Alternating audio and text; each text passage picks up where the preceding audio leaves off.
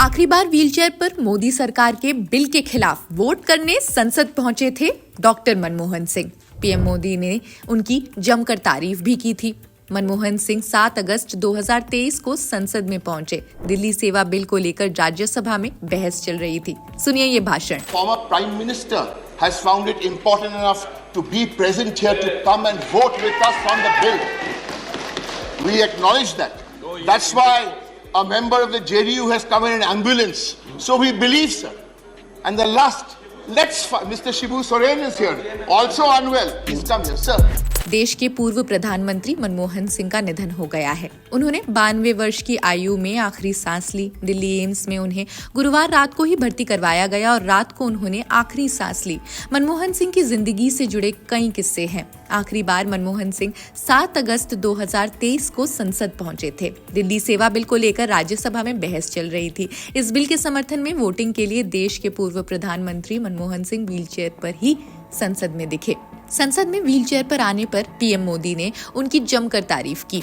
That reflects very poorly on the Prime Minister's office, on the Finance Minister's office, and on the Reserve Bank of India. I am very sorry that the Reserve Bank of India has been exposed to this sort of criticism, which I think is fully justified. I therefore not like to say much more than this.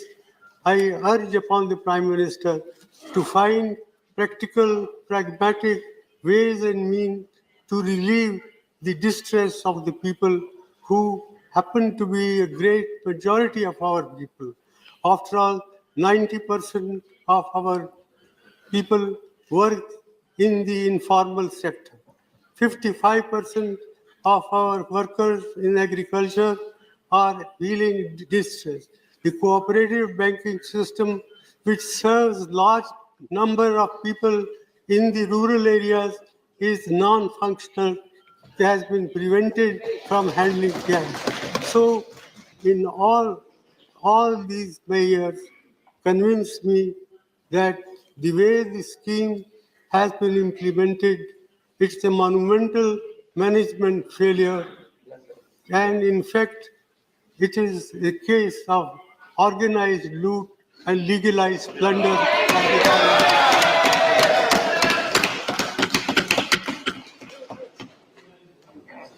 With these words, sir, I conclude it is not my intention to pick holes in what one side does or another side does, but I sincerely hope that the Prime Minister will, even at this late hour, will help us to find practical, pragmatic ways and means to provide relief to the suffering people of this country. Thank you.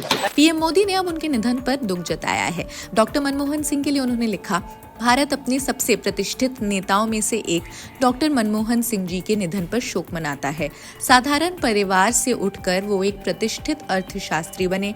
उन्होंने वित्त मंत्री सहित विभिन्न सरकारी पदों पर कार्य किया और वर्षों तक हमारी आर्थिक नीति पर एक मजबूत छाप छोड़ी।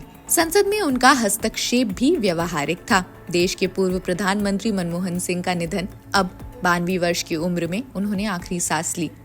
पीएम मोदी ने अपने सीएम कार्यकाल में भी उनका जिक्र करते हुए लिखा है, जब डॉक्टर मनमोहन सिंह जी प्रधानमंत्री थे और मैं गुजरात का मुख्यमंत्री था, तब मेरे और उनके बीच नियमित बातचीत होती थी। हम शासन से संबंधित विभिन्न विषयों पर भी व्यापक विचार विमर्श करते थे।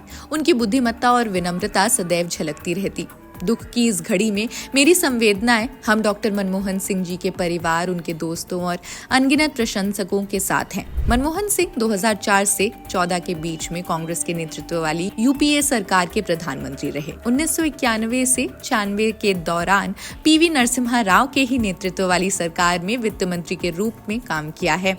जब देश के व्यापक आर्थिक सुधार की बात हो तो डॉक्टर मनमोहन सिंह का जिक्र जरूर होगा। उनका जन्म 1932 में एक ऐसे क्षेत्र में हुआ था जो अब पाकिस्तान का हिस्सा है। खैर, इस खबर में बस इतना ही। बाकी देश दुनिया की अन्य खबरों के लिए भी देखते रहिए जनसत्ता। शुक्रिया।